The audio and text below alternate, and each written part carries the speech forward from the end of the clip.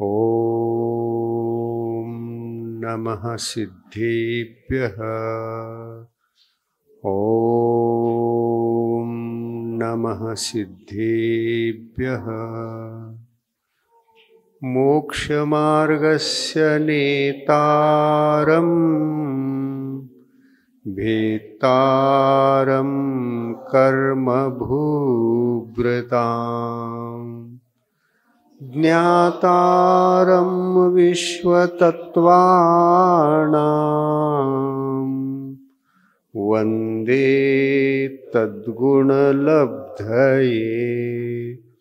वन्दे तद्गुणलब्धये। नमः श्रीवीतरागाय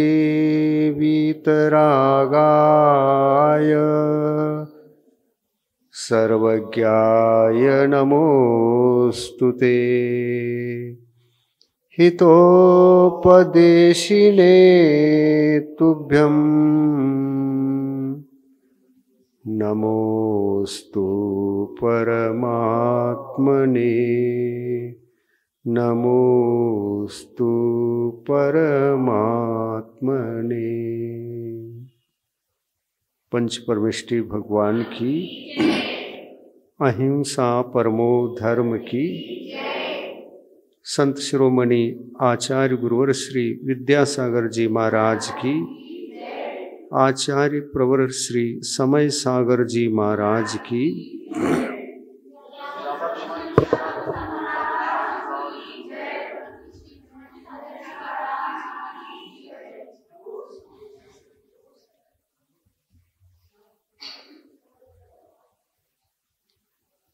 जैन दर्शन में उसके अंतर्गत आने वाले सभी विषयों में सबसे गहरा और गूढ़तम विषयों को स्पष्टीकरण करने वाला यदि कोई विषय है तो वह नयों का विषय है। नयों के आलंबन से एक आत्म कल्याणार्थी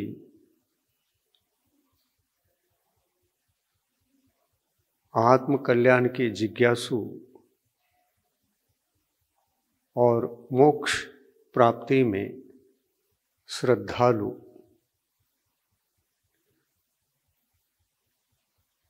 जैन दर्शन को स्पर्श करते ही उनको ये स्वयमेव विचार उत्पन्न होना चाहिए कि यह दर्शन विचारकों का विषय है। यह दर्शन हर किसी सामान्य जीवों का नहीं बल्कि चिंतकों का विषय होने के कारण मुझे चिंतक बनना चाहिए।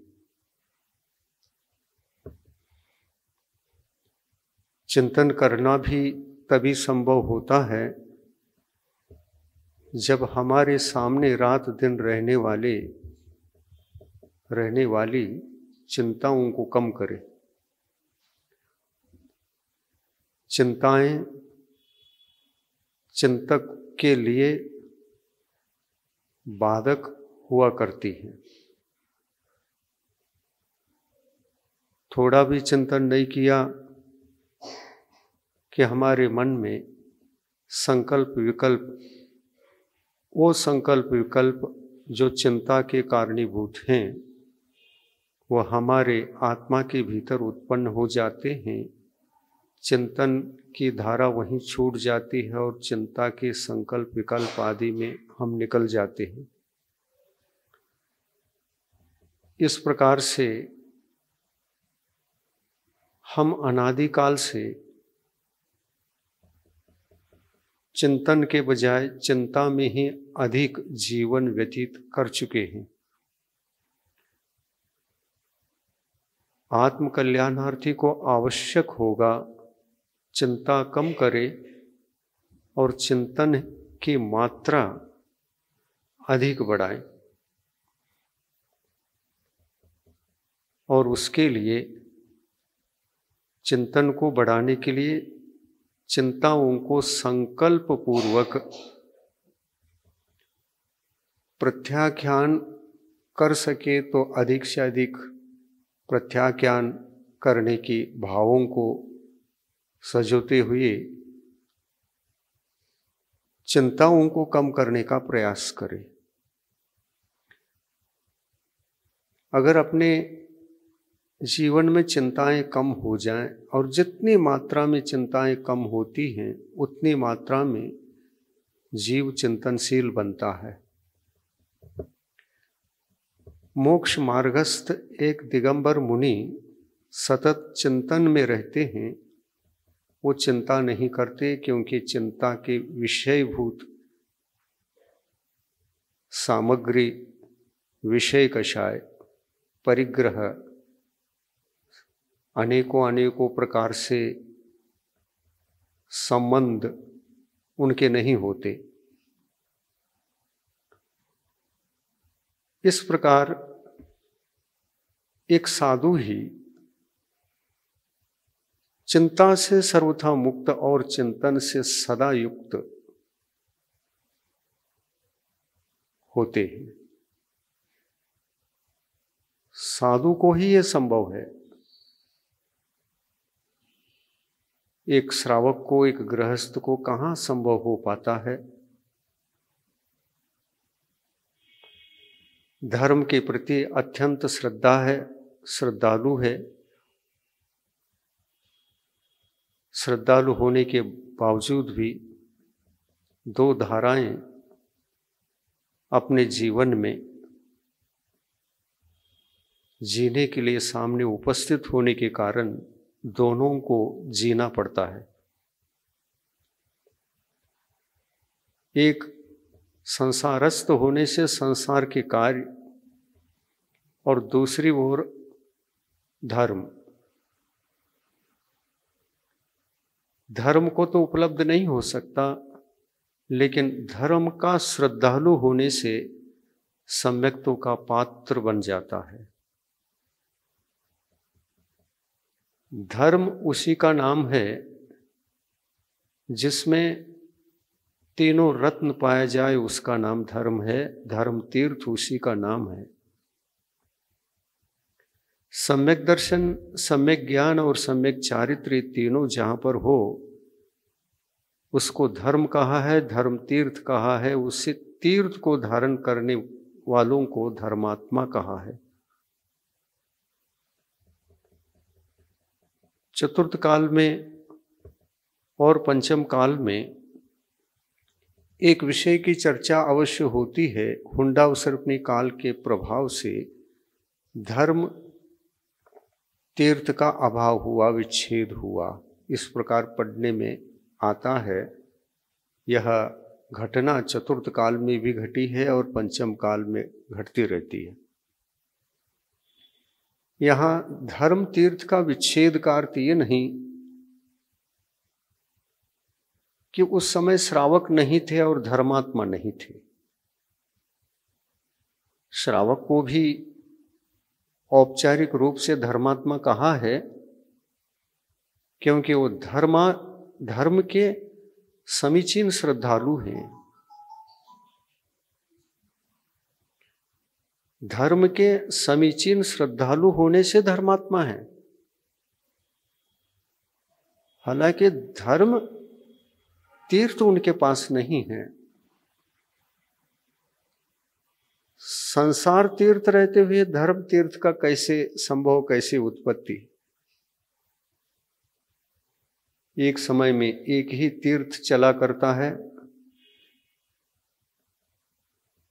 अगर साथ में संसार तीर्थ नहीं है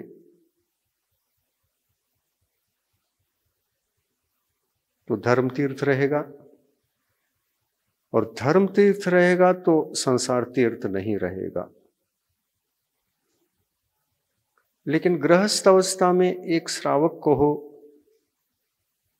किसी सम्यक दृष्टि श्रावक को कहो, प्रतिमाधारी श्रावक को कहो, एक देश संयम को धारण करने वाले और चारों गति में रहने वाले सम्यक दृष्टि जीवात्माओं को ही क्यों न लो, उन सबको सामान्य रूप से सामने रखकर विचार किया जाए, चिंतन किया जाए, तो ये पता चलता है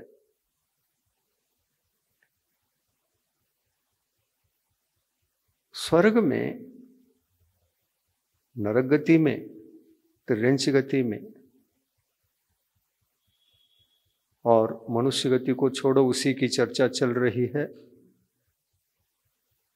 स्वर्ग में क्या धर्म तीर्थ विद्यमान है? क्या कहोगे?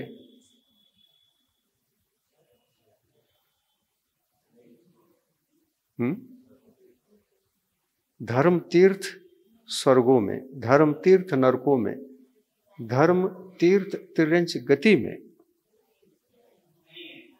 क्या विद्यमान है? यही कहना पड़ता है कि धर्म तीर्थ उन तीनों गतियों में नहीं है। और इसीलिए एक नरक गति को छोड़िए, देव गति, तिर्यंच गति और मनुष्य गति के ये जीव भगवान स्वयं धर्म के तीर्थ हैं। इस तीर्थ को बांटते हैं,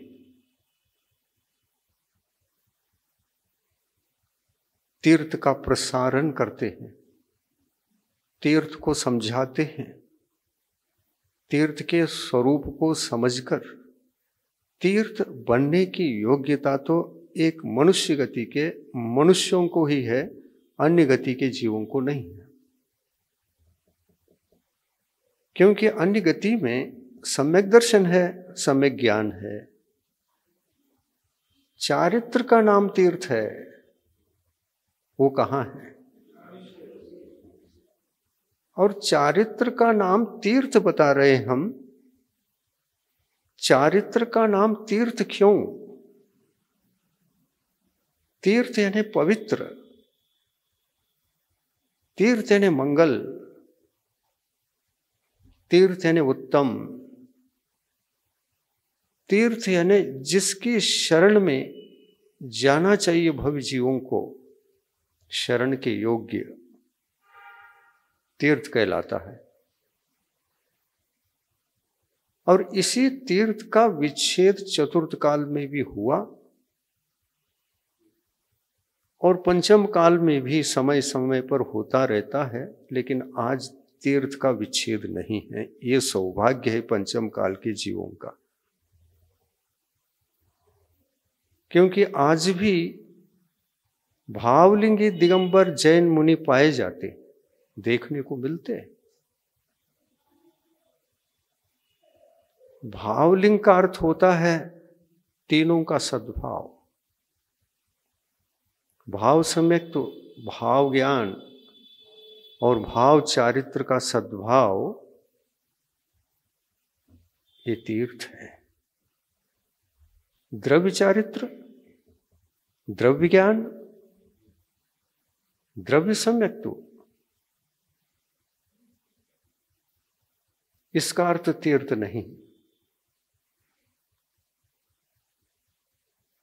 जो द्रव्य रूप ये तीन हैं, द्रव्य सम्यक्त्व, द्रव्य ज्ञान यानी द्रव्य श्रुत। द्रव्य सम्यक्त्व का मतलब क्या? नया शब्द।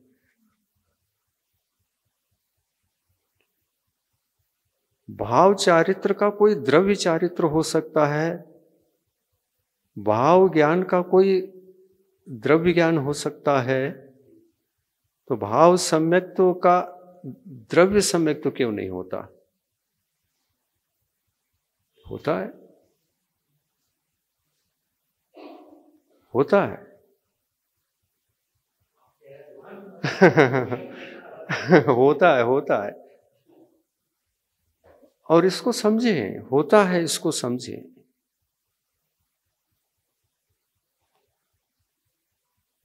भाव सम्यक्त्व की उत्पत्ति में जो साधन होते हैं और उन साधनों के शरण में जाना, शरण में रहना, ये द्रव्य सम्यक्त्व का लक्षण है।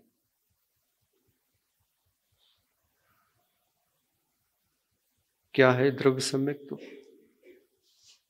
हम सम्यक्त्व धर्म को पाने के लिए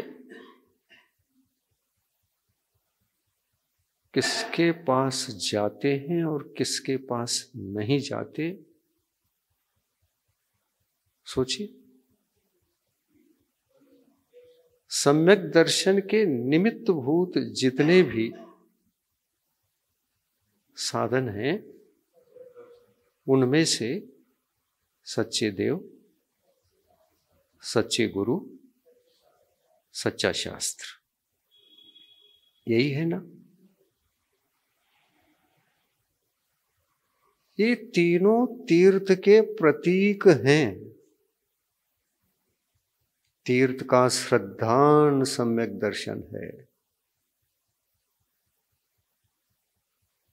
ये तीनों तीर्थ के प्रतीक हैं, श्रद्धालु को आयतन है, अनायतन को छोड़कर आयतन की शरण में आओ तो सम्यक दर्शन होगा, ये तो प्रसिद्ध बात है। तो एक सम्यक दर्शन को धारण करने वाला, कम से कम मैं सम्यक तो धर्म को तो भजूं, तीर्थ भले ही न बन पाऊं,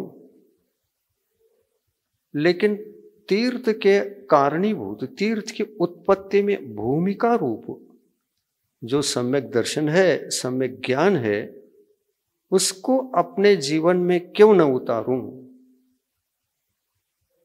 क्यों न जगाऊं। यह भाव स्वाभाविक रूप से ही एक आत्म कल्याणार्थी को उत्पन्न होना सहज है। और वह आयतन की शरण में जाता है। आयतन कौन है? तो वहां पर तीन ही आयतन है। सच्चे समीचीन यथार्थ देव, शास्त्र, गुरु,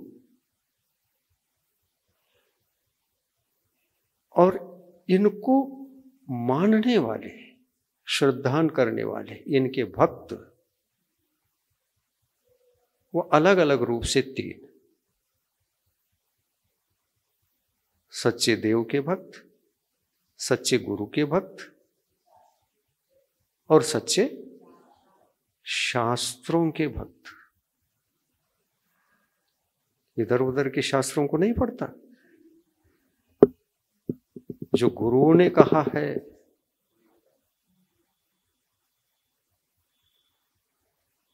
जो वाणी अरहंतों द्वारा निश्रित हो चुकी है, वही शास्त्र के रूप में आज लोक में उपस्थित है। वो जिनवाणी को पढ़ता है, जनवाणी को नहीं पढ़ता।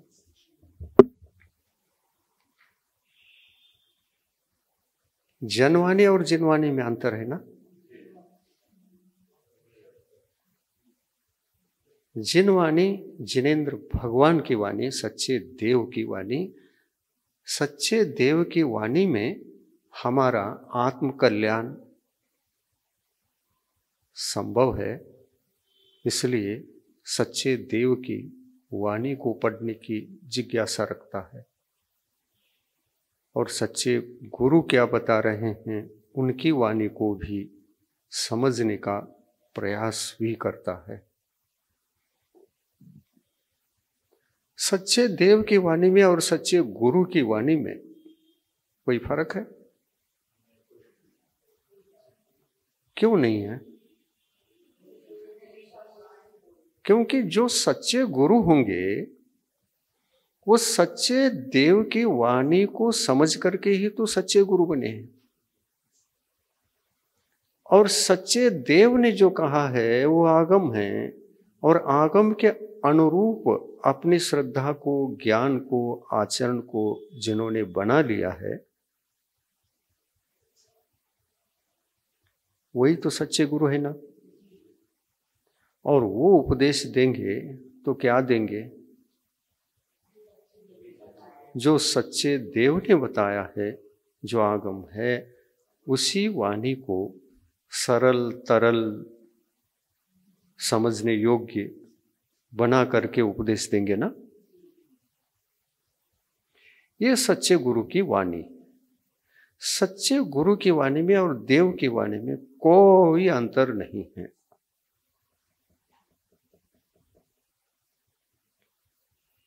पानी वही है, केवल कुंड बदला है। वीर हिमाचल ते निकसी, गुरु गौतम के मुख कुंड ढरी है।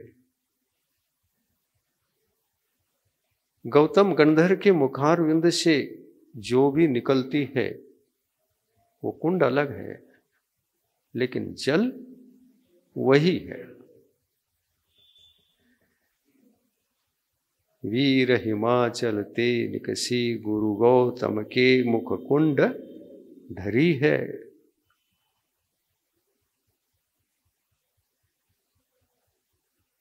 सच्चे देव, गुरु, शास्त्र ये द्रव्य सम्यक्त्व के आधार हैं। अगर इनको छोड़ करके यदि अन्यत्र चले गए तो द्रव्य सम्यक्त्व भी गया और भाव सम्यक्त्व की उत्पत्ति में निमित्त भूत जो द्रव्य सम्यक्त्व था देवशास्त्र गुरु के रूप में, वो तो उत्पन्न होगा ही नहीं। भाव सम्यक्त्व की उत्पत्ति में द्रव्य सम्यक्त्व हेतु है, कारण है, उत्पत्ति का आधार है। भाव सम्यक्त्व जब भी उत्पन्न होगा सच्चे देवशास्त्र गुरु की वाणी की श्रद्धांत से ही होगा। यह है ना। इसलिए भाव सम्यक्त्व का जो बाहरी आवरण है,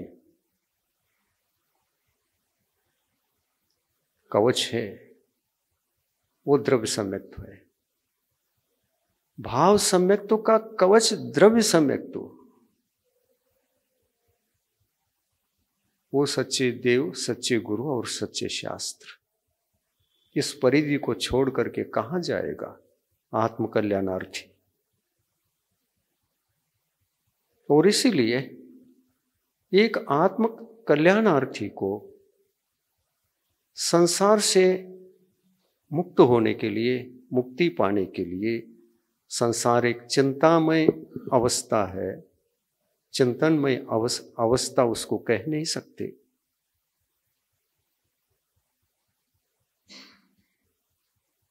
संसार को यदि केवल चिंतन कहें तो कहने के लिए कोई रास्ता नहीं।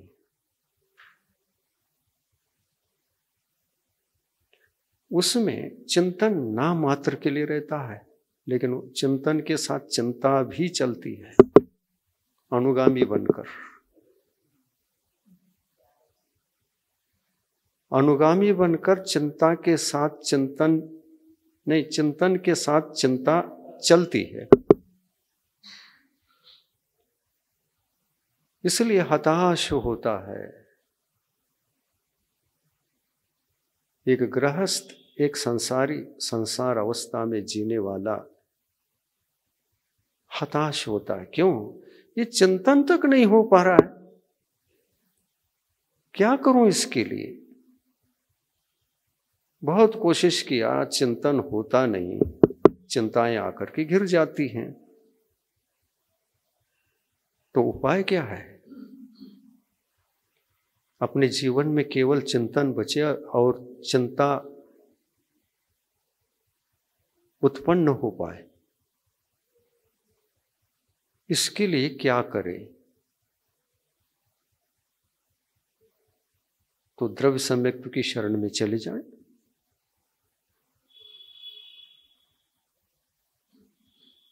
द्रव्य सम्यक्त्व क्या है? देवशास्त्र गुरु, उनकी शरण में रहे, उनकी भक्ति करे, उनको समझे, उनके गुणों के प्रति श्रद्धा करे और ऐसे गुणों को जगाने के प्रति आसक्ति रखे, भाव रखे, भावना रखे और उनको साधने के लिए क्या करना पड़ता है उसका ज्ञान प्राप्त करे। क्योंकि विदाउट ज्ञान भी शरण, केवल शरण क्या कर सकती है? तो ज्ञान प्राप्त करे। द्रव्य सम्यक्त्व की शरण में जाकर, यानी आयतनों की शरण में जाकर हम सर्वप्रथम ज्ञानी बने, समझदार बने। क्या है, क्या उपादेय, क्या कर्तव्य, क्या अकर्तव्य, क्या आवश्यक, क्या अनावश्यक, क्या पुण्य, क्या पाप, क्या धर्म, क्या अधर्म, क्या ज्ञान और क्या अज्ञान, क्या संयम और क्या असंयम, इन बातों का ज्ञान प्राप्त करें। भूमिका बनेगी, भाव सम्यक्त्व की भूमिका बनेगी, भाव ज्ञान की भूमिका बनेगी, भाव चारित्र की भूमिका बनेगी और ऐसी भूमिका के माध्यम से हम अपने ज्ञानोपयोग को संभालते हुए तीर्थ बनने हेतु तीर्थ के मार्ग पर अपने चिंतन धारा को प्रवाहित करें। ये सब हो सकता है, करे तो हो सकता है। तीर्थंकर भगवंतों ने कहा है, ये पंचम काल में हीन सनन होते हुए भी हीन सनन 3, उत्तम सनन 3। उत्तम सनन तो पंचम काल में नहीं है, हीन सनन ही है। हीन सनन होकर के भी हीन सनन तीनों में तीर्थ स्वरूप भाव लिंग को प्रकट किया जा सकता है। ये तीर्थंकरों ने कहा है। ऐसा नहीं कहा कि साधु तो होते हैं लेकिन सभी द्रव्यलिंगी होते हैं। ये अज्ञान है। अज्ञानी जन ऐसा कहते हैं और अज्ञानी जन के कहा हुआ वो जनवाणी होती है, जिनवाणी कहाँ होती है?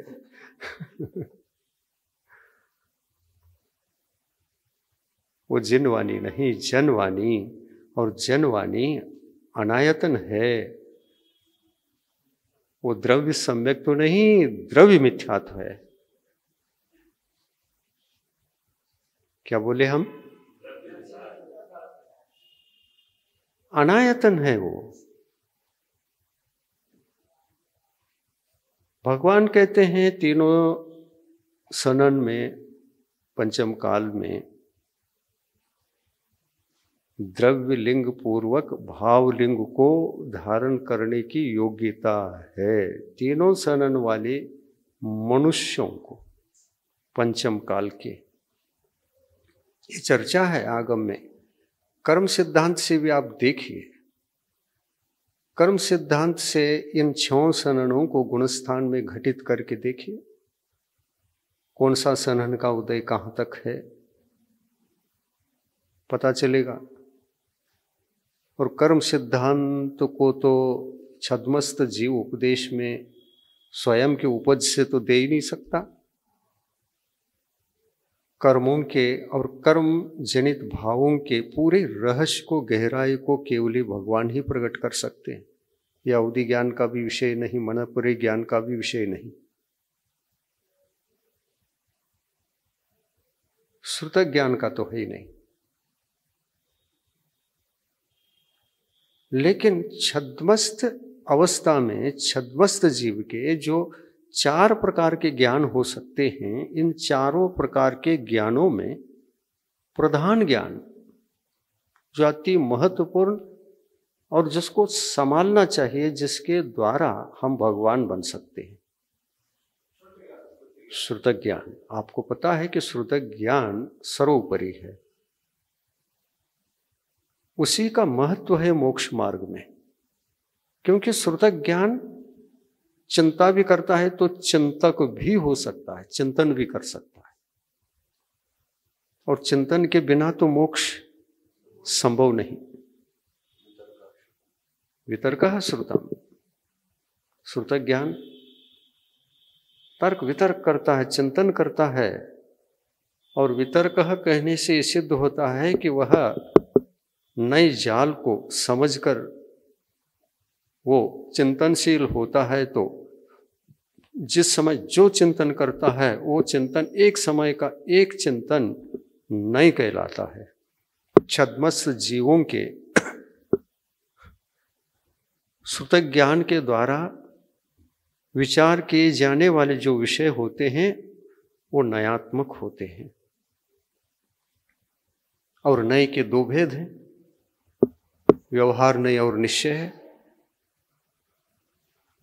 व्यवहार नय निश्चय नय का साधन, और निश्चय नय व्यवहार नय का साध्य। और ये दोनों ही मिलकर के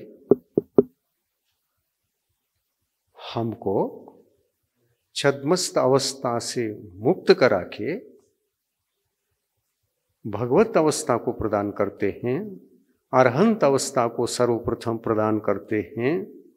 और अरहंत अवस्था में जो ज्ञानोपयोग होता है वो केवल ज्ञानोपयोग होता है। श्रुतक ज्ञान के पास तो 3 उपयोग होते हैं, हो सकते हैं, होते हैं, होने की उनके उस श्रुतक ज्ञान के पास 3 उपयोग होते हैं। अशुद्धोपयोग भी हो सकता है। अशुद्धोपयोग यानी अशुभोपयोग और शुभोपयोग, इन दोनों को अशुद्धोपयोग कहा, क्योंकि ये दोनों ही व्यवहार नहीं के विषय हैं। अशुद्धोपयोग व्यवहार नहीं का विषय और शुद्धोपयोग निश्चय नहीं का विषय। इसकी चर्चा कुंद कुंद स्वामी ने समय सार के भीतर बहुत विशद रूप से की है, बहुत विस्तार से किया है। और नयों के माध्यम से इस अध्यात्म विषय को इतनी गहराई तक ले जा सकते हैं कि उस गहराई में आत्मा को सुख, ज्ञान का आनंद, ज्ञान तीर्थ का जो सुख और आनंद होता है वो अपूर्व होता है। वो सुख में मिलने लगता है, चिंतन में भी मिलना प्रारंभ हो जाता है। और ऐसा वितर्कः श्रुतम्, वितर्क करने वाला जो श्रुत है ना, उसको संभालना आवश्यक है। उसका दुरुपयोग नहीं होना चाहिए, उसका सदुपयोग होना चाहिए। क्योंकि यह श्रुतक ज्ञानोपयोग चिंतन कर सकता है, तो हमको भगवान बनने वाला भी यही है। भगवान भी यही बना सकता है। और अति महत्वपूर्ण बात तो ये है, श्रुतक ज्ञान अगर संभल गया तो मति ज्ञान भी धन्य होता है। मेरा नेता संभल गया तो मैं तो उसका अनुयायी हूं।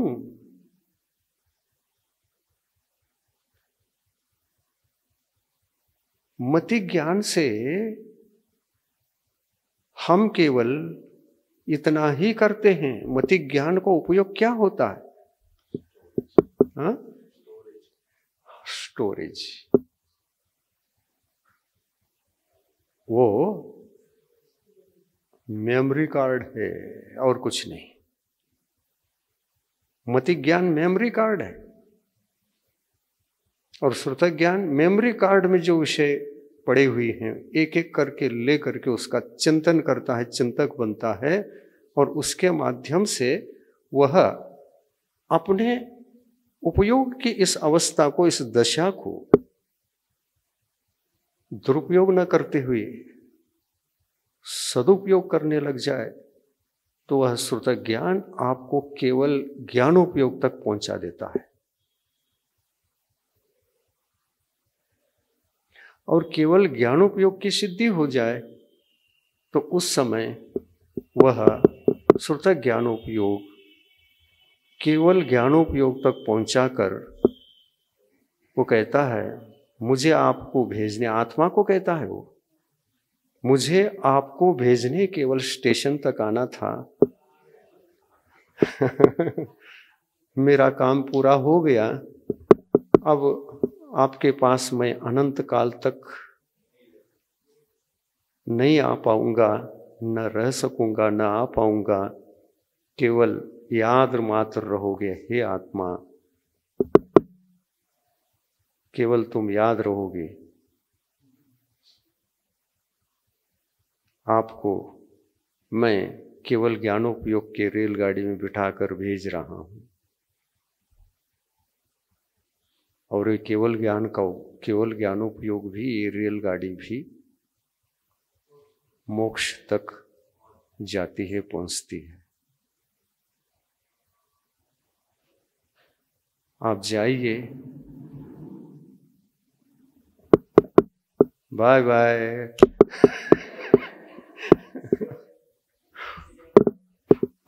आप जाइए, बाय बाय कह करके अंतिम विदाई देकर श्रुत ज्ञान विलीन हो जाता है, नष्ट होता है। हाँ, विलीन का मतलब नष्ट, नष्ट होना। अब उस द्रव्य में केवल ज्ञानोपयोग रूप जो आत्मा है और वो उपयोग है, वो ज्ञान है, उसमें उत्पन्न नहीं हो सकता न मति ज्ञानोपयोग, न श्रुत ज्ञानोपयोग, न अवधि ज्ञानोपयोग, न मनःपरे ज्ञानोपयोग। केवल ज्ञानोपयोग के प्रकट होने पर अनंत काल तक अन्य ये ज्ञानोपयोग प्रकट नहीं हो सकते, उत्पन्न नहीं हो सकते। वे विगत पर्यायें, भूत पर्यायें कहलाती है। ये ज्ञान गुण की 5 पर्याय हैं, वैसे तो 8 हैं, 5 पर्याय हैं ये। सम्यक ज्ञान के अपेक्षा से, सुज्ञान की अपेक्षा से, समीचीन ज्ञान की अपेक्षा से ज्ञान गुण की 5 पर्याय हैं। सुमति ज्ञान, सुश्रुत ज्ञान, सुअवधि ज्ञान और मनःपरे ज्ञान तो सु ही है, उसको सु लगाने की जरूरत नहीं। मनःपरे ज्ञान और केवल ज्ञान, जिसको सु लगाते हैं ना, वो बिगड़ते भी हैं, वो वैभाविक परिणति को धारण करते हैं। है सभी ज्ञान 4 प्रकार के क्षयोपशमिक हैं। मति ज्ञान क्षयोपशमिक है, श्रुत ज्ञान क्षयोपशमिक है, अवधि ज्ञान क्षयोपशमिक है, और मनःपरे ज्ञान भी क्षयोपशमिक है। ये क्षयोपशमिक ज्ञान भी 2 प्रकार का है, एक मिथ्या और एक सम्यक। पहले, दूसरे, तीसरे गुणस्थान में जो हमारा मति ज्ञान रहेगा, श्रुत ज्ञान रहेगा, हो सकता है अवधि ज्ञान भी हो, ये रहेंगे तो कु कहलाएंगे, कु संज्ञा को प्राप्त होंगे। कु का मतलब होता है मिथ्या और सु का मतलब होता है सम्यक। चौथे गुणस्थान से यही ज्ञानोपयोग सम्यक बनता है, और पहले से तीसरे गुणस्थान तक यही मति ज्ञान, श्रुत ज्ञान, अवधि ज्ञान। हाँ, कुअवधि, कुश्रुत और कुमति संज्ञा को प्राप्त होती है। अब ये भी पर्याय तो है, ये तीनों भी पर्याय है।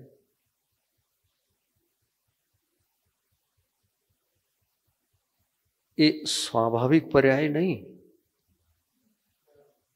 ये वैभाविक पर्याय, ज्ञान गुण के वैभाविक पर्याय। क्यों?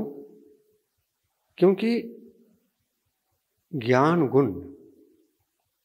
गुण है, सामान्य है। जैसे पानी है, प्यास बुझाती है, लेकिन क्या कीचड़ वाली पानी से प्यास बुझाया जा सकेगा? वो भी पानी है। तो वैभाविक ज्ञान भी दो प्रकार का, एक मिथ्या और एक सम्यक। यद्यपि दोनों वैभाविक हैं, लेकिन पहले, दूसरे, तीसरे गुण स्थान तक वैभाविक होकर के भी मिथ्या संज्ञा है उसको, और चतुर्थ गुण स्थान से आगे सम्यक संज्ञा है, और चतुर्थ गुण स्थान से लेकर के कहां तक? 12वीं तक सम्यक संज्ञा है। सम्यक हो या मिथ्या हो, दोनों ही वैभाविक हैं। वैभाविक क्यों हैं? तो जो ज्ञानावरणी कर्म के उदय के कारण से ज्ञानावरण के आवरण को ओढ़कर जो उत्पन्न होगा, वह अपने संपूर्ण शरीर को दिखा नहीं सकेगा, संपूर्ण स्वरूप को व्यक्त करके बता नहीं सकेगा, क्योंकि अंतिम क्षण तक आवरण रहेगा, जब तक इनकी अवस्था नहीं मिटती, आवरण से सहित ही रहते हैं। देखिए, आप 12वें गुण स्थान में क्या श्रुत ज्ञानावरणी कर्म का क्षयोपशमिक दशा नहीं है? तो वहां पर क्षयोपशमिक दशा है, तो आवरण सहित है। जब तक आवरण है तब तक वैभाविकपना है, वैभाविकपना है। वैभाविक का मतलब कर्मोदय से उत्पन्न कोई ज्ञान की शक्ति, वो वैभाविक ही होती है। और आवरण ही हट जाए ज्ञानोपयोग के ऊपर से, तो ज्ञान गुण प्रकट होगा, ओरिजिनल ज्ञान गुण, उसका आवरण कुछ भी नहीं। ऐसा ज्ञान तो एक ही है, केवल ज्ञान। इसी कारण से केवल ज्ञानोपयोग को स्वाभाविक कहा, स्वाभाविक उपयोग, ज्ञानोपयोग, और अन्य ज्ञान से उत्पन्न उन उपयोगों को वैभाविक कहा। वैभाविक ज्ञान, वैभाविक उपयोग। तो पर्याय भी अशुद्ध है ना, पर्याय भी अशुद्ध है। मति ज्ञानोपयोग ये पर्याय है, वैभाविक है। श्रुत ज्ञानोपयोग पर्याय है, वैभाविक है। अवधि ज्ञानोपयोग वैभाविक है। मनापरि ज्ञानोपयोग वैभाविक है, क्योंकि इनका आवरण का क्षय नहीं होता, इसलिए वैभाविक होकर के रहना पड़ता है। इन ज्ञानों के आवरण का क्षय कभी नहीं होगा। हमेशा ये जब तक रहेंगे जीवित, तब तक वैभाविक पने को त्याग नहीं सकते और वैभाविक पने के कारणीभूत आवरण को हटा नहीं सकते। अगर हट जाए ना आवरण हट जाए तो उस ज्ञान के दो भेद बन जाएंगे, एक वैभाविक मति ज्ञानोपयोग और एक स्वाभाविक मति ज्ञानोपयोग, एक वैभाविक श्रुत ज्ञानोपयोग और एक स्वाभाविक श्रुत ज्ञानोपयोग। स्वाभाविक श्रुत ज्ञानोपयोग का उपदेश भगवान ने नहीं दिया, इसलिए ये सारे ज्ञान, चार छद्मस्त अवस्था के चार ज्ञान, ये वैभाविक ही रहेंगे, वैभाविक ही थे। किंतु क्षायी ज्ञान के प्रकट होने पर इनका अस्तित्व का क्या होता है?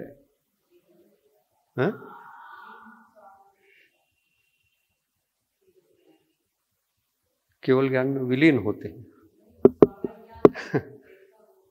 मतलब केवल ज्ञान के भीतर मति ज्ञान, श्रुत ज्ञान आदि उसके पेट में रहते हैं नहीं, केवल ज्ञानावरण कर्म का जब क्षय होता है, ये आवरण जो चार हैं शेष, उनके साथ इनका भी क्षय होता है। क्योंकि शेष जो ज्ञान है, ज्ञानोपयोग हैं, वो ज्ञान गुण के पर्याय तो हैं, ज्ञान गुण के पर्याय हैं, और केवल ज्ञान गुण भी उसकी पर्याय केवल ज्ञानोपयोग है, वो भी पर्याय है। तो छद्मस्त अवस्था के चार पर्याय मिट जाने के बाद ज्ञान गुण की एक ही पर्याय बच जाती है। कौन सी? केवल ज्ञानोपयोग रूप पर्याय। केवल ज्ञान ये गुण हो गया, और केवल ज्ञान की परिणमन शक्ति को पर्याय, क्योंकि गुण की भी पर्याय हुआ करती हैं। ज्ञान गुण है तो उसकी पर्याय रहेगी। कौन सी पर्याय? केवल ज्ञान गुण की पर्याय, केवल ज्ञान गुण पर्याय। ठीक है, केवल ज्ञान ज्ञान है, वो शक्ति है, पर उसके पर्याय है उसको केवल विशेषण जोड़ करके बताना। ज्ञान ये सामान्य है, पर उस ज्ञान के पीछे केवल शब्द जोड़ देने से क्या होता है? पर्याय का संबंध आ जाता है। कैसे? केवल ज्ञान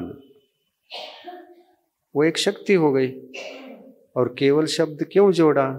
पहले तो ज्ञान एक ही था। ज्ञान गुण ने जानने की शक्ति का कार्य, जानने की शक्ति और उस शक्ति के द्वारा जानने का कार्य करना, ये ज्ञान है, इसको ज्ञान कहते हैं। जानने की शक्ति का नाम ही ज्ञान है। आत्मा के भीतर जानने की भी शक्ति है, देखने की भी शक्ति है। देखने की शक्ति को दर्शन गुण कहते हैं, और जानने की शक्ति को ज्ञान गुण कहते हैं। दर्शन गुण और ज्ञान गुण ये दोनों जो हैं, एक दूसरे के पूरक हैं। है अस्तित्व अलग अलग, है कार्य अलग अलग। वो देखता है तो ये जानता है, ये जानता है तो वो देखता है। छद्मस्त अवस्था में हम लोग देखते पहले हैं, जानते बाद में हैं, कि परंतु केवली भगवान जिस समय जानते हैं उसी समय देखते हैं, जिस समय देखते हैं उसी समय जानते हैं। ये कैसे, क्यों, ऐसा क्यों, पूछना चाहिए। देखते समय ही जानना कैसे संभव? प्रश्न उठता है। जानते समय देखते हुए जानना बात अलग है। ये तो हम करते ही हैं, छद्मस्त। देखते समय जानना, दोनों एक साथ।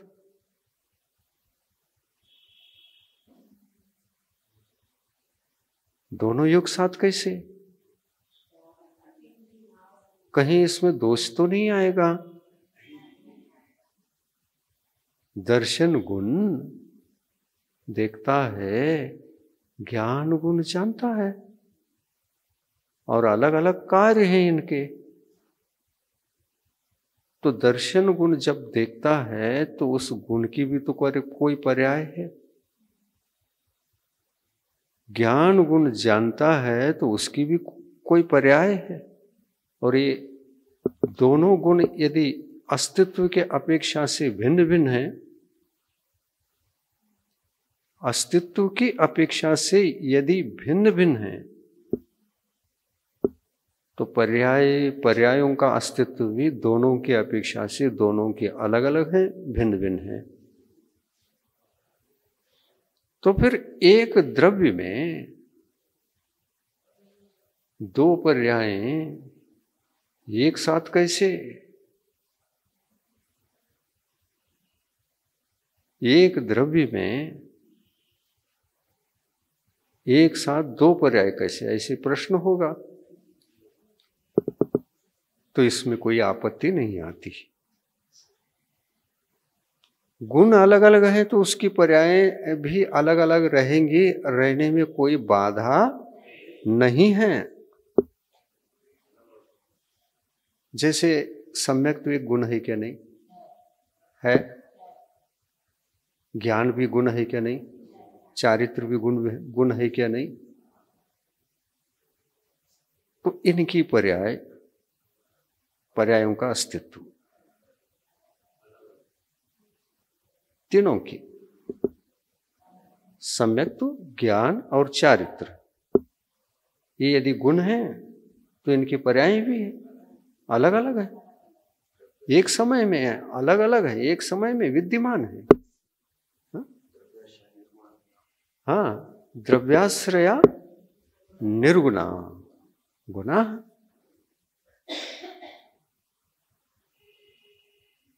द्रव्य के आश्रय से रहने वाले जो गुण हैं, वो गुणत्व के शक्ति को कभी नष्ट करके रह नहीं सकती। द्रव्य में जितने गुण हैं उतने है ही, जो नहीं है उसको ला नहीं सकते, जो है उसको हटा नहीं सकते।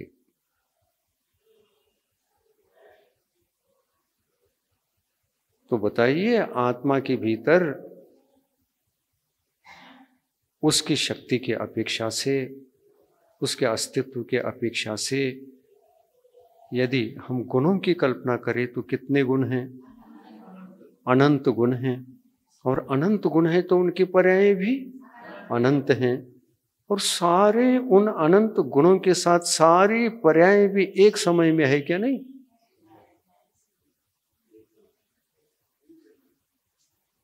सम्यक तो गुण की पर्याय अलग है, ज्ञान गुण की पर्याय अलग है। गुण है तो गुण का भी अस्तित्व है, पर्याय का भी अस्तित्व है। तो देखिए, एक बात यहां पर विचारनी है विशेष रूप से। आप विचार करिए और विचार करते ही उसका उत्तर निकल आएगा।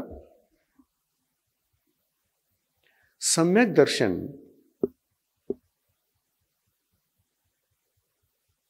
पाना है, क्या करना पड़ेगा? देव शास्त्र गुरु का श्रद्धान करना पड़ेगा। देव शास्त्र गुरु का श्रद्धान करना पड़ेगा। देव शास्त्र गुरु का श्रद्धान किया, ये श्रद्धान सम्यक है क्या मिथ्या है? देव शास्त्र गुरु का श्रद्धान किया, ये सम्यक है। इससे पहले कुदेव कुगुरु कुशास्त्र का श्रद्धान किया था, इसलिए ये करना पड़ा, उसको त्यागना पड़ा और ये करना पड़ा। तो श्रद्धा, ये श्रद्धान जो है यही सम्यक्त्व है या सम्यक्त्व की उत्पत्ति का साधन है? श्रद्धान किसका साधन है? सम्यक्त्व गुण को जागृत करने का साधन है। सम्यक्त्व गुण था नहीं, क्योंकि श्रद्धा विपरीत थी, वो अन्यत्र लगी हुई थी श्रद्धा, इसलिए मिथ्या रूप थी। मिथ्या रूप थी। उस श्रद्धा को जब पलटाया, सच्चे देव शास्त्र गुरु में लगाया, तो वो सम्यक हुआ। श्रद्धा सर्वप्रथम सम्यक होती है, और श्रद्धा सम्यक होने के बाद ही सम्यक तो गुण प्रकट होता है। सही है? एक साधन है और एक साध्य है। श्रद्धा गुण किस गुण को साधने का साधन? सम्यक तो गुण को साधने का साधन है। और सम्यक तो गुण चाहते हैं तो श्रद्धा को ही समीचीन बनाना पड़ेगा। मिथ्या है तो श्रद्धा समीचीन होने के पश्चात सम्यक तो गुण प्रकट हुआ है? क्या बोला हमने? श्रद्धा समीचीन होने के बाद ही कौन सा गुण प्रकट हुआ? सम्यक तो गुण प्रकट हुआ।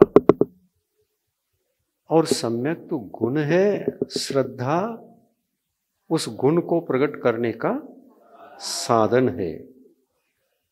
ये सिद्ध हुआ।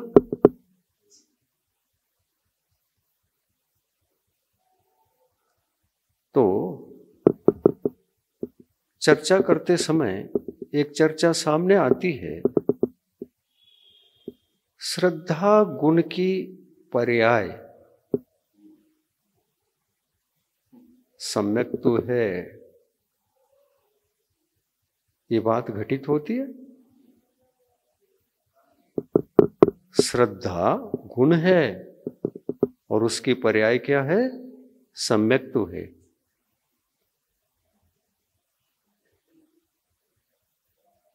तो श्रद्धा क्या है?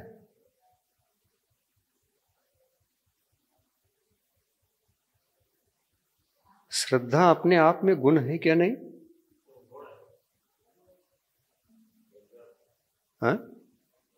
गुण है? गुण है तो गुण है मानो। तो उस गुण की दो पर्याय होना ही चाहिए, एक समीचीन और एक मिथ्या है भी। आत्मा के पास ऐसी शक्ति भी है। आत्मा जब श्रद्धान करता है तो कोई विशेष शक्ति के माध्यम से तो कर रहा है। श्रद्धान करने की शक्ति भी है आत्मा में, और श्रद्धान करने की शक्ति है तो श्रद्धा अपने आप में एक विशिष्ट गुण है।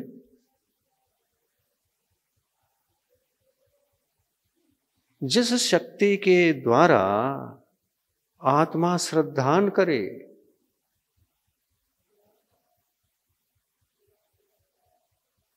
किसी अन्य अन्य अन्य अन्य अन्य अन्य गुणों पर, है? समझ में आ रहा है कि नहीं? क्या टफ पड़ रहा है?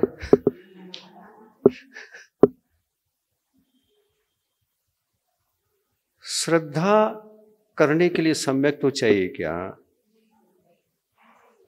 सम्यक तो गुण अलग है, वो काय को चाहिए?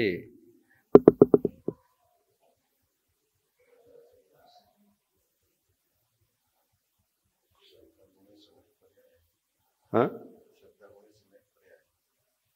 श्रद्धा गुण है और श्रद्धा गुण के माध्यम से, श्रद्धा गुण के माध्यम से कौन सा गुण प्रकट हुआ? सम्यक तो गुण प्रकट हुआ। तो श्रद्धा एक शक्ति है और शक्ति का कार्य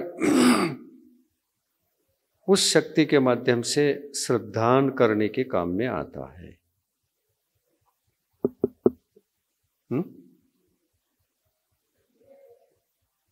द्रव्य में कितनी शक्तियां हैं? अनंत। और फिर गुण कितने हैं? अनंत। उन गुणों का कार्य अलग अलग है कि एक है? अलग है। श्रद्धा करने वाला कौन? आत्मा। आत्मा श्रद्धा करता है। आत्मा तो द्रव्य है, आत्मा तो द्रव्य है और द्रव्य में अनंत गुण हैं। आत्मा श्रद्धा करता है, ये कहना औपचारिक बात है। निश्चय से आत्मा श्रद्धा नहीं करता। आत्मा के भीतर ऐसी जो शक्ति है, उस शक्ति विशेष से आत्मा श्रद्धा करता है। तो कौन सी शक्ति है? जानने के लिए कौन सी शक्ति है? ज्ञान की शक्ति। देखने के लिए कौन सी शक्ति है? दर्शन की शक्ति। हाँ? दर्शन की शक्ति। ऐसे अनंत गुण हैं, तो उस सारे के सारे गुण शक्तियां हैं। उन शक्तियों का अलग अलग उपयोग होता है, अलग अलग उनका कार्य भी है। अलग अलग कार्य होने से अलग अलग उनका परिणमन भी है।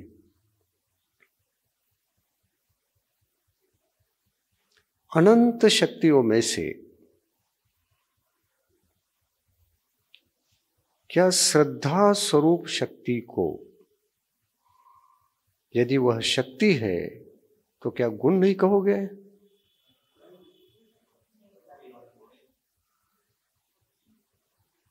श्रद्धा रूप शक्ति में और सम्यक्त रूप शक्ति में, सम्यक्त रूप शक्ति, सम्यक्त गुण है क्या? नहीं? क्या गुण नहीं मानोगे? गुण है ना।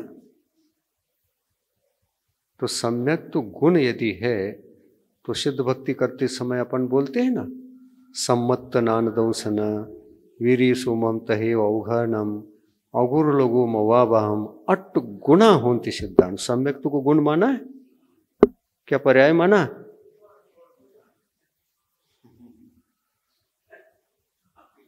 अरे याद तो करो सिद्ध भक्ति। अट्ट गुणा होंति सिद्धांत, सम्यक्त को गुण मानकर उस सम्यक्त गुण को नमस्कार कर रहे हैं। क्या उसमें 8 गुणों में से सम्यक्त को छोड़कर बाकी गुण है और सम्यक्त तो पर्याय है? एक पर्याय को जोड़ दिया। अरे सम्यक्त तो गुण की भी पर्याय हैं, उनकी अवस्थाएं, उनकी दशाएं पर्याय कहलाती हैं। सम्यक्त गुण है तो औपशमिक सम्यक दर्शन भी सम्यक दर्शन है, क्षायोपशमिक सम्यक दर्शन भी एक सम्यक दर्शन है, क्षायिक भी एक सम्यक दर्शन है। ये 3 भेद है ना। ये किस गुण के भेद हैं? सम्यक तो गुण के भेद हैं। सम्यक तो गुण जो परिणमनशील होता है, वो परिणमन जो करता है सम्यक तो गुण, वह उपशमन के रूप में रहता है तो औपशमिक सम्यक्तु, क्षायोपशमिक दशा में रहता है तो क्षायोपशमिक सम्यक्तु, और क्षायिक दशा में है तो यहां पर पर्याय कौन और गुण कौन? हाँ, सम्यक्तु गुण की पर्याय है। सम्यक्तु एक है, उसकी पर्याय 3 हैं। सम्यक्तु गुण की पर्याय 3 हैं। क्या?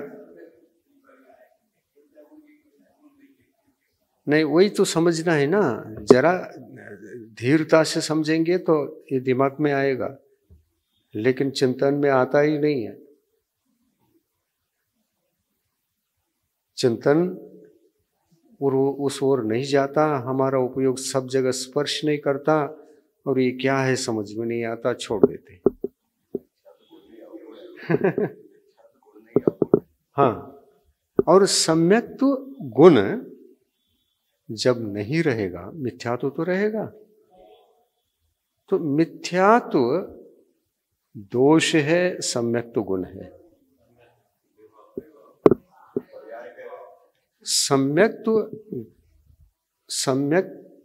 सम्यक्तु गुण है, उसकी पर्याय 3 हैं, और सम्यक्तु गुण मिट जाए, उसकी दशा वैभाविक हो जाए। मिटने का मतलब अस्तित्व तो नहीं मिटता, शक्ति तो वैसी बनी रहती है। वो शक्ति दोनों तरफ काम करती है, दोष को भी उपजाती है वह शक्ति, और गुणों को भी उपजाती है। वो शक्ति दोनों तरफ काम में आती है ना? दोनों तरफ काम में आती है। आपकी आंखें 2 कार्य करती हैं, किसी को देखकर अपनी शक्ति का दुरुपयोग भी कर सकती हैं और सदुपयोग भी कर सकती हैं। दुरुपयोग दोष है और सदुपयोग गुण है। दोनों कार्य करती, जैसे आंखें, कान, रसना, ये सब। हर शक्ति 2 प्रकार की होती है, एक दोष रूप और गुण रूप। तो ज्ञान नामक शक्ति सम्यक तो गुण की भी एक शक्ति, सम्यक शक्ति, सत्य शक्ति वही है। सम्यक यानी समीचीन, सत्य, यथार्थ। क्या अंतर है सत्य में, यथार्थ में, समीचीन में? क्या अंतर है? कोई अंतर नहीं है। आत्मा अगर सत्य है तो सम्यक दृष्टि है। सत्यात्मा का नाम ही सम्यक दृष्टि। सत्य ने क्या? समीचीन। असत्य ने क्या? असमीचीन।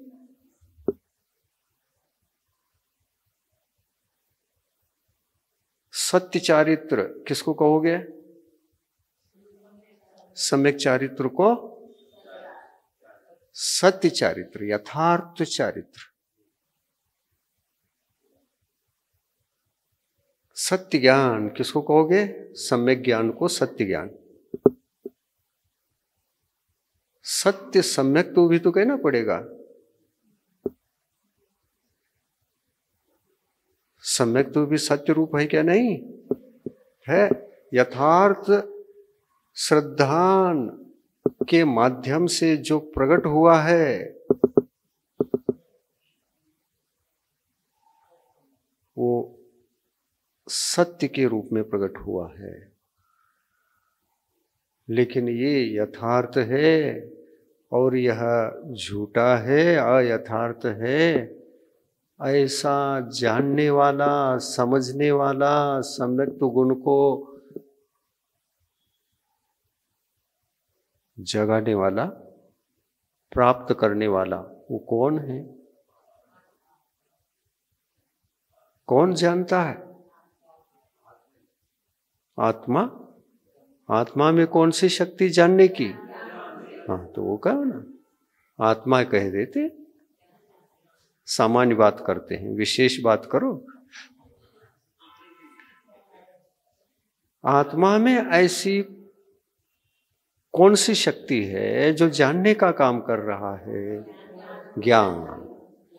ज्ञान जानता है, इसलिए ज्ञान का उपचार जब द्रव्य में, गुण का उपचार, गुण के कार्य का उपचार जब द्रव्य में किया जाता है तो ये कहा जाता है कि आत्मा जानता है। यहां गुण का द्रव्य में उपचार हुआ, गुणे द्रव्य उपचार है। द्रव्य गुणोपचार है, गुणे द्रव्योपचार है, दोनों तरफ से चलता है ये। आलाप पद्धति में यही कहा है। पर्याय का उपचार गुण में भी कर सकते हैं और गुण का उपचार पर्याय में भी कर सकते हैं। द्रव्य गुणोपचार है, गुणे द्रव्योपचार, ये उपचार कथन कहलाता है। चलिए अपना विषय उपसंहार की ओर ले जाकर आज के विषय को इतना कहते हुए कि श्रद्धा गुण की पर्याय सम्यक तो है, ये घटित होता है या नहीं होता है आपको चिंतन करना है।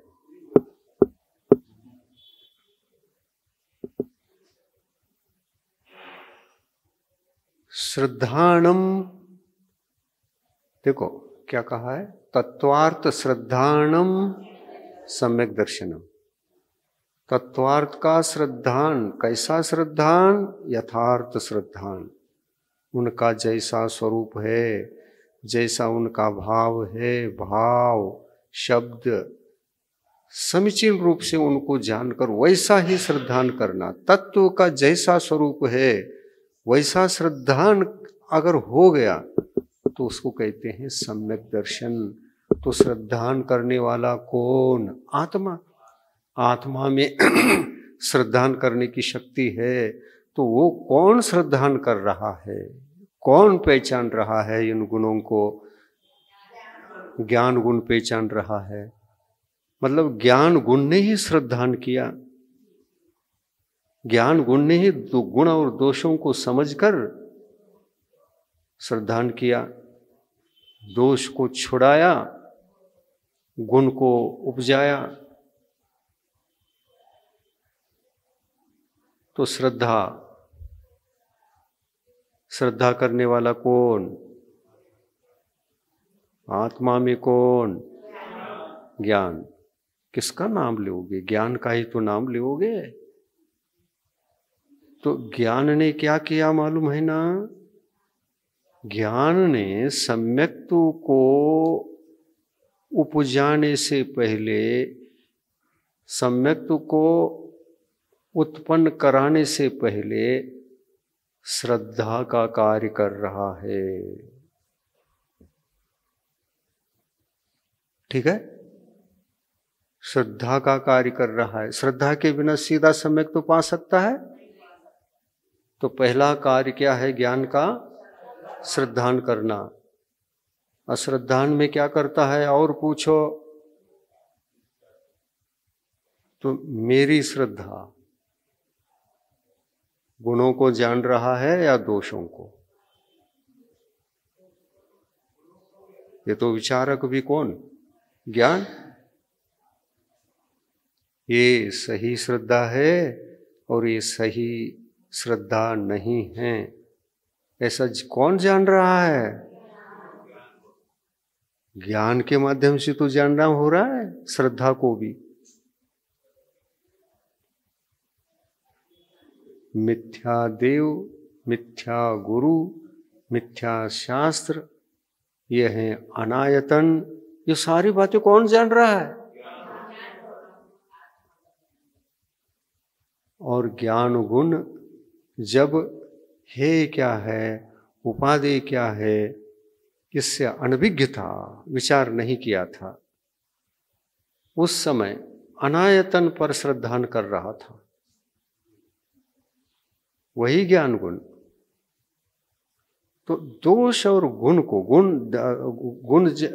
दोष गुणन को कैसे तज, क्या बोलते हैं ना वो, हाँ, बिन जाने थे, हाँ, बिन जाने थे दोष गुणन को कैसे तजिए गहिए। दोष और गुणों को जानने वाला, जानने का कार्य कौन करता है? ज्ञान गुण करता है। और ज्ञान गुण जानता है दोषों को, गुणों को, और जब तक वो जाना नहीं, अनादि से नहीं जान पाया। क्या जान रहा था? गुण और दोषों को नहीं जान रहा था। और यदि मान के चलो जान भी रहा था तो आचरण में नहीं ला रहा था, गुणों को आचरण में नहीं ला रहा था, और दोषों के आचरण के साथ ही ये गुण है, ये दोष है, ये गुण है, ये दोष है, इतना कहता था, आचरण में नहीं ला रहा था। तो ज्ञान जब तक गुणों का आचरण नहीं करेगा, गुणों के तरफ झुकेगा नहीं, तब तक दोष हटेंगे कैसे?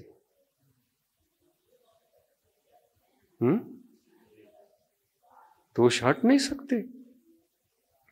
दोषों को हटाना है, अगर ये संकल्प शक्ति जग जाए तब दोष हटते हैं। ज्ञान ही संकल्प करता है, ये दोष मेरे लिए हानिकारक है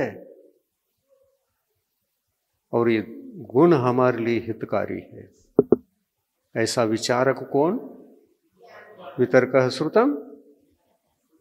श्रुत ज्ञान ही विचार करता है, और श्रुत ज्ञान ही दोषों को हटाता है और गुणों को प्राप्त करता है। और जब तक वही श्रुत ज्ञान दोष और गुण में परिचित नहीं था, उन दोनों का एक गिनता था, तब तक वह श्रुत ज्ञान अज्ञान में था, यानी मिथ्या था, मिथ्या श्रुत ज्ञान था। क्यों? बस विचार ही नहीं किया था। करने की शक्ति है, लेकिन विचार ही नहीं किया था गुण क्या होता है, दोष क्या होता है। ऐसा होता है क्या? नहीं। गुण दोष मालूम न होने से, जब मालूम नहीं रहता है, उस समय किसका आचरण करते हैं? दोषों का ही आचरण करते हैं। अपरिचित अवस्था में दोषों का आचरण ही रहता है, और परिचित होने के बाद दोषों के त्याग का संकल्प और गुणों के आचरण का संकल्प जब वो करता है, तब कहीं आत्मा के भीतर गुण प्रकट होते हैं, एक एक करके, एक एक करके। तो श्रद्धा का स्थान ज्ञान के पास है।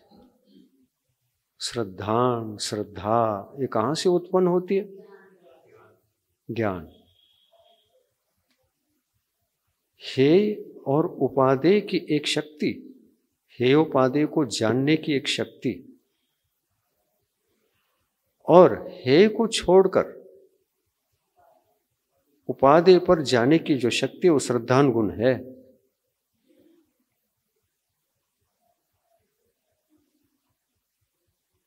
दोषों पर श्रद्धा थी, अब श्रद्धा उपादेय पर, गुणों पर श्रद्धा हो गई। तो ज्ञान की एक क्रिया है।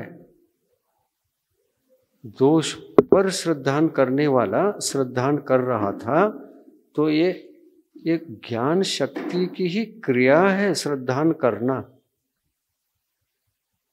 ये गलत क्रिया छोड़ दिया उन्होंने।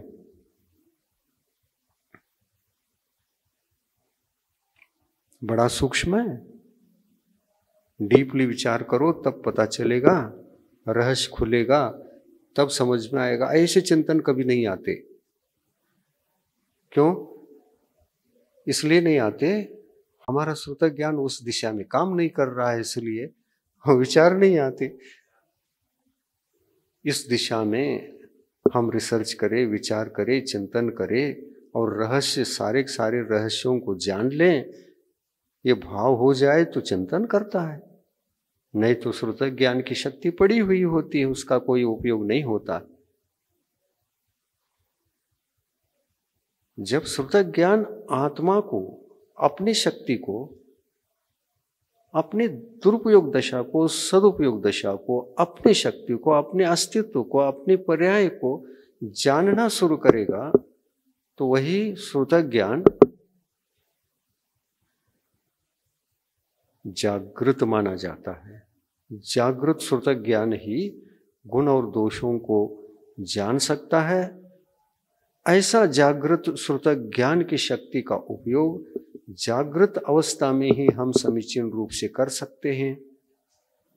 और ये सब करना व्यवहार नहीं का विषय, निश्चय नहीं का नहीं। जो भी करने धरने की बातें हैं सब व्यवहार व्यवहार व्यवहार व्यवहार। और करने धरने की बातों में पहले तो विकल्प होता है, ये करना है, फिर उस विकल्प को साकार रूप करने के लिए पहले विकल्प हुआ, मुझे ये कार्य करना है, विकल्प हुआ, और फिर संकल्प करता है।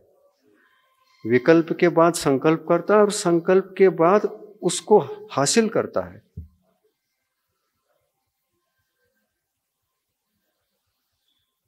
समझ में आ रहा है?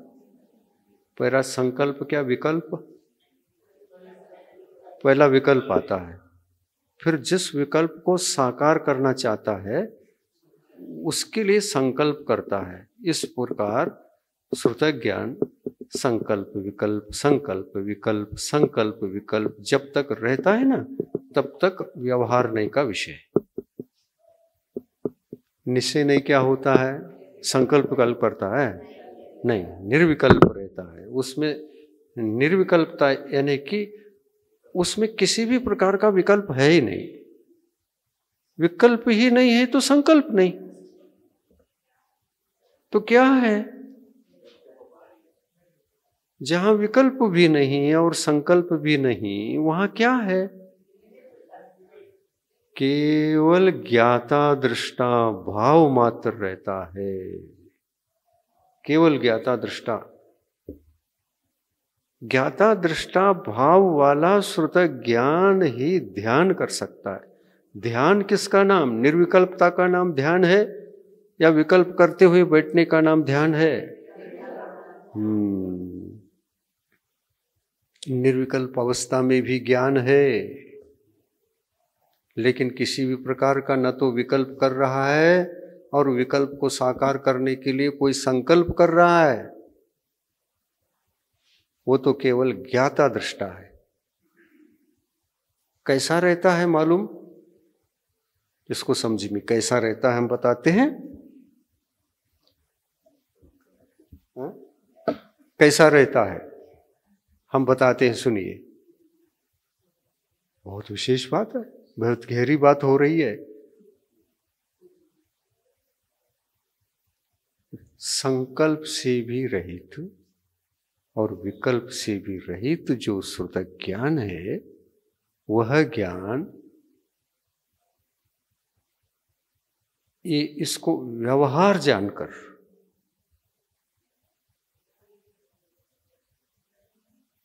किसको व्यवहार जानकर?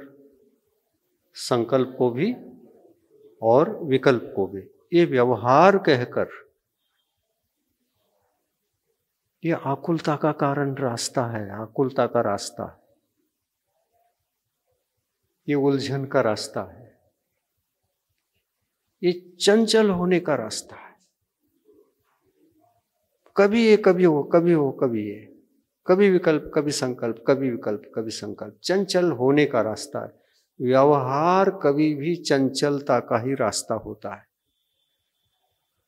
निश्चय चंचल नहीं है, वो अपनी शक्ति के माध्यम से बस उन शक्तियों में से चंचलता हटाकर, यानी संकल्प विकल्प आदि को हटाकर वो अपने आप में स्वस्थ होकर, सहज होकर बस जीता रहता है, स्वस्थ होकर जीता रहता है श्रुत ज्ञान। तो इसका नाम है ज्ञाता रहता है, दृष्टा रहता है। ये स्वभाव रूप परिणति है। जानना, देखना, जानना, देखना, ये स्वभाव रूप परिणति है। ये शक्ति का परिणमन है केवल, ज्ञान गुण की शक्ति का परिणमन है केवल, विकल्प नहीं, न संकल्प है इसमें। ये केवल परिणमन शक्ति का नाम ज्ञाता, जानना मात्र रह जाता है वहां। ध्यान करना हो तो श्रुत ज्ञान ही काम में आता है। और श्रुत ज्ञान को कैसे बना के रखना? ज्ञाता मात्र बना के रखना, उसको संकल्प विकल्प के मार्ग पर जाने नहीं देना। तो शुद्धोपयोग के काल में, शुद्धोपयोग निश्चय नहीं का विषय है ना, निश्चय का विषय है ना। हाँ, थोड़ा 1 मिनट, क्यों विकल्प हो रहा है? अब वो विकल्प क्यों आया मालूम है ना? उठना है ये संकल्प है, इसलिए विकल्प आ रहा है। उठने का संकल्प है, इसलिए विकल्प सता रहा है। ठीक है, थोड़ा सा अटक गया, हाथी पार हो गया, उसकी पूंछ ही तो अटक गई है। ज्ञाता दृष्टा भाव ये निश्चय श्रुत ज्ञान का कार्य है, यही निश्चय है। श्रुत ज्ञान का ज्ञाता दृष्टा भाव जो होता है वो निश्चय है। यहां पर नयों का कोई संबंध नहीं, नयों का संबंध केवल व्यवहार तक सीमित है।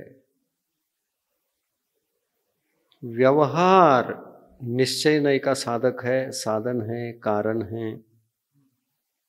वह निश्चय नय तक उस ज्ञान की शक्ति को, श्रुत ज्ञान की शक्ति को निश्चय नय तक पहुंचा देता है और वह अलग हो जाता है, बाय बाय कहता है। मेरे शरण में जब तक थे तब आप संकल्प भी करते थे, विकल्प भी करते थे। अब आपको हमने निश्चय की गाड़ी में बिठाया, अब संकल्प विकल्प नहीं करना, केवल ज्ञाता दृष्टा रहना। ज्ञाता दृष्टा रहना कहकर, बाय बाय कहकर वो व्यवहार श्रुत ज्ञान छूट जाता है और निश्चय श्रुत ज्ञान की उपलब्धि होती है। और ऐसे ज्ञाता दृष्टा स्वरूप जो निश्चय श्रुत ज्ञान है, वो केवल ज्ञान की उत्पत्ति में कारण होता है। ये श्रुत ज्ञान 12वें गुणस्थान तक इसका अस्तित्व होता है। 12वें गुणस्थान में जाकर वह नयों का अवलंबन भी छोड़कर विकल्प जाल, व्यवहार, संकल्प विकल्प, विचार भी व्यवहार नहीं के विषय है। क्योंकि इसके बाद वो, इसके बाद वो, इसके बाद वो, है ना, विकल्प होता है। इसको तो विचार कर लिया और दूसरा, ये विकल्प है, ये व्यवहार नहीं का विषय है। और ये चलता है 11वें गुणस्थान तक। प्रथम शुक्ल ध्यान के साथ भी ये चिंतन है, धर्म ध्यान के साथ वो चिंतन ही चिंतन है। लेकिन ध्यान रखो, कुंद कुंद स्वामी ने कहा है, धर्म ध्यान के काल में भी शुद्धोपयोग की उत्पत्ति होती है। और धर्म ध्यान का अस्तित्व तो 7वें गुणस्थान तक है। लेकिन धर्म ध्यान के काल में भी शुद्धोपयोग का अस्तित्व है और शुक्ल ध्यान के काल में भी शुद्धोपयोग का अस्तित्व है। उसमें से धर्म ध्यान के काल में जो अस्तित्व है वह भी ज्ञाता दृष्टा रूप हो सकता है। और ये प्रयोग करके देख लो तो समझ में आएगा। अब चिंतन करते करते करते चिंतन को थमा दो और अपने ज्ञानोपयोग को केवल ज्ञाता दृष्टा में रख करके चलो। हो सकता है कि नहीं हो सकता? जिसमें संकल्प भी नहीं करना, चिंतन भी नहीं करना, विकल्प भी नहीं करना, तीनों नहीं करना, संकल्प, विकल्प और चिंतन। चिंतन करने में भी प्रयत्न होता है, उस प्रयत्न में ये हो गया, अब दूसरा चिंतन ये हो गया, और ये विकल्प के कारण से मतलब चिंतन के काल में होता है। और उस चिंतन के काल में विकल्प और संकल्प दोनों आ गए तो और व्यवहार नीचे आता है। हाँ, तो व्यवहार में भी बहुत स्टेप्स हैं, स्टेप्स। एक संकल्प विकल्प वाला स्टेप्स और एक चिंतन वाला, चिंतन का धारावाहिक चिंतन चल रहा है, लेकिन एक विषय को छोड़कर दूसरे विषय को चिंतन चल रहा है। ये 11वें गुणस्थान तक होता है। नयों का विकल्प जाल जो होता है, आचार्य परमेष्ठियों ने कहा है 11वें गुणस्थान तक होता है। और 11वें गुणस्थान के बाद 12वें में पहुंच जाता है तो ये नयों का विकल्प जाल यानी चिंतन, यह भी रुक जाता है। जहां चिंतन रुक जाता है वहां पर श्रुत ज्ञान ज्ञाता दृष्टा रूप धारण कर लेता है। वहां पर केवल जानना और देखना दो ही कार्य रहते हैं। मतलब कैसा? एक आप 5 मिनट ध्यान में बैठ करके प्रयोग करके देख सकते हैं। अंतिम रूप से आपको सूत्र देता हूं, कल और भी व्यवहार और निश्चय का कथन होना है। टिप्स देता हूं, ध्यान में बैठना है मुझे, महाराज ने कहा है 5 मिनट देख लो करके, ये विकल्प हुआ और ध्यान में बैठ गए, ये संकल्प विकल्प पूर्ण हुआ। ध्यान में बैठने का संकल्प था, संकल्प से पहले विकल्प हुआ, ध्यान में बैठना है, विकल्प पूर्वक ध्यान में बैठने के लिए गए, तब तक विकल्प था, जब बैठ गए तो संकल्प पूरी हो गई। ठीक है? अब बैठ करके क्या करोगे? चिंतन करोगे। जब तक चिंतन कर रहे हैं तब तक आपके साथ में व्यवहार है।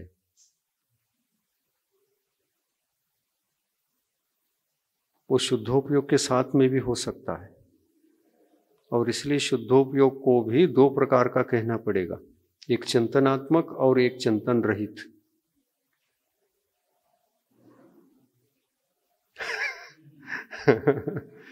कहना पड़ेगा कि नहीं?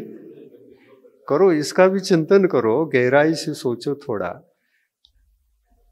क्योंकि आगम के विषय जब तक डुबकी नहीं लगाओगी चिंतन में, ये सामने नहीं आएंगे। प्रायोगिक रूप से इसको करने के लिए पहले तो चिंतन की धारा को गहरा करो, सब पकड़ में आते हैं। गहरा दो अपनी ज्ञान शक्ति को चिंतन के अंदर, और सारे साल जो होता है चिंतन के माध्यम से होता है, और चिंतन के माध्यम से सारे प्रश्न हल होने के बाद फिर ज्ञाता दृष्टा बनने का अवसर प्राप्त होता है। तो इस तरह से है ये 12वें गुणस्थान में जो कार्य होता है वो कार्य नीचे नहीं होगा। आपकी चिंतन धारा कभी रुक नहीं सकती, लेकिन रोकने के लिए थोड़ा सा बैठ करके 1-2 क्षण के लिए भी वो कर सकते आप। लेकिन 1-2 क्षण के लिए किया हुआ कभी केवल ज्ञान की उत्पत्ति में कारण नहीं बनेगा। ज्ञाता दृष्टा बनकर 1 क्षण बैठोगे तो केवल ज्ञान नहीं होगा। इसकी स्थिरता अंतर्मूर्त तक रहना चाहिए, तब केवल ज्ञान होता है। समझ में आया? बहुत डीप विषय है। और बाद में करेंगे। प्रभु देव तुम्हारे पवित्र मुख से निसृत जो शीतल वाणी, जग जन मन के मल को धोती, अतः कहाती जिन वाणी।